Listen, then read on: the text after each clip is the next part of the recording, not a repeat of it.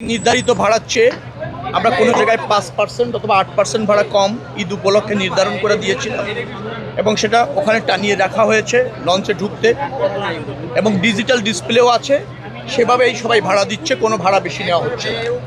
এখানকার পরিবেশ যদি বলেন, যাত্রী আসার পর সে জানতে পারছে তাকে কোন ঘাটে যেতে হবে, কোন কোন অঞ্চলে যাওয়ার জন্য কোন ঘাটটা তাকে ব্যবহার করতে হবে সেই নির্দেশনা দেওয়া আছে, সেগুলিও সবাই মেনটেন করছে।